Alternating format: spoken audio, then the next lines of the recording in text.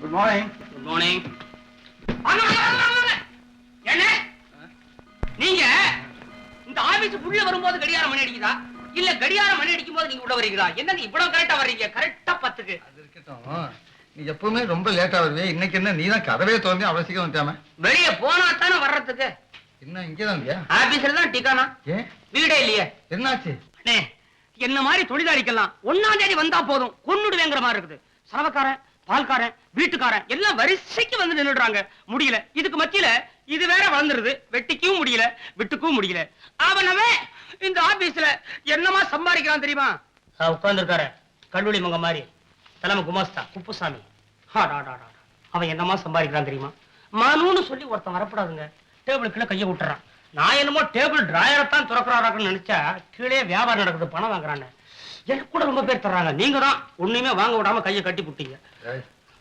வாங்க தெரிஞ்சது கையை வெட்டியே போடுவாங்கம்மா. வணக்கமுங்க. என் பேரு கண்ணப்பா.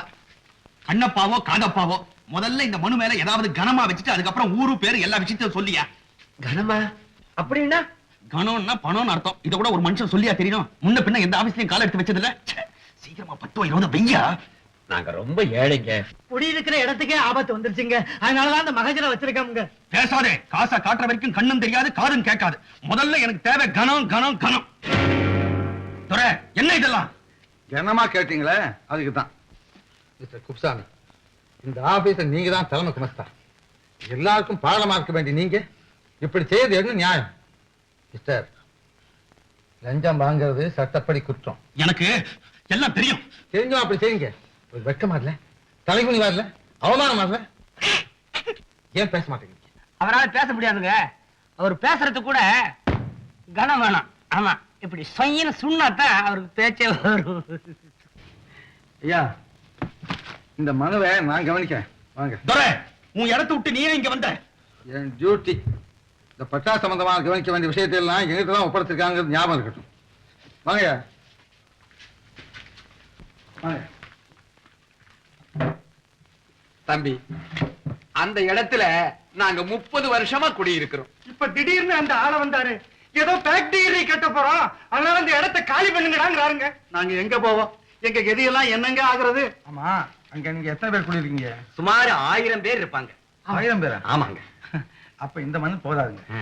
எல்லாத்தையும் கையெழுத்து வாங்கி சரி, நீங்க வரி கட்டி இருந்தீங்கன்னா அந்த ரசீதெல்லாம் கொண்டாந்து எனக்கு கொடுங்க. நல்லது. என்ன, அந்த இடத்தை உபயோகப்படுத்திக்கிற மாதிரி எந்த திட்டத்தையும் சர்க்கார் வெளியிடல. அதனால நிச்சயமா உங்களுக்கு கிடைக்கும் நான் நினைக்கிறேன். சரிங்க, நாங்க வாரமுங்க. வராங்க. வணக்கம். நிஜமாவே நீங்க கடவுள் தாங்க. ஐயோ, கோயிலை கட்டி சிலையாக்கி எனக்கு பேச முடியாம போயிட்டாரு. வாரமுங்க, வாரமுங்க, வாரமுங்க.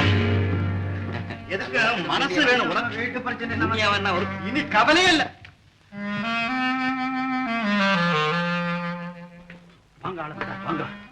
ஏயா, என் விஷயம் என்னாச்சு? எல்லாம் கெட்டு போச்சு. அந்த சேரியை உங்களுக்கே சொந்தமாக்கலான்னு படாத பாடுபட்டேன். அந்த துரப்பைய இருக்கிறானே, சேரி பசங்களோட சேர்ந்து கலக்கு கலக்குன்னு கலக்கி எல்லா காரியத்தையும் கெடுத்துட்டான். நான் போய் கவனிச்சுக்கிறேன். என்ன மிஸ்டர் துரை, வாங்க. என்ன விஷயம்? அந்த சேரி விஷயமா வந்தேன். அதுல அந்த சேரி பசங்களுக்கு கொஞ்சம் கூட உரிமை கிடையாது. அதை தீர்மானிக்க வேண்டியது நீங்களும் நானும் இல்ல, சட்டம். எல்லாத்துக்கும் சட்டம் பேசினா இப்படி ஆளுதானே தெரிய வேண்டாம். ஓஹோ, அன்னைக்கு அப்படிதான் மரியாதை இல்லாம கியூல நிக்க சொன்ன. இப்போ சந்தேகப்படாதீங்க. இப்ப உங்களை நிக்க சொல்ல மாட்டேன், நீங்க போகலாம். என்ன விளையாடுறியா துரை? நான் யாருன்னு தெரியுமா உனக்கு? மிஸ்டர், இது ஆபீஸ், உங்க வீடு இல்ல. போங்க. ஏய், உன்னை தொலைச்சு இப்படி தொலைச்சு. I say you get out. இன்னும் பல வீடியோக்களை காண சன் லைஃப் சேனலை சப்ஸ்கிரைப் பண்ணுங்க.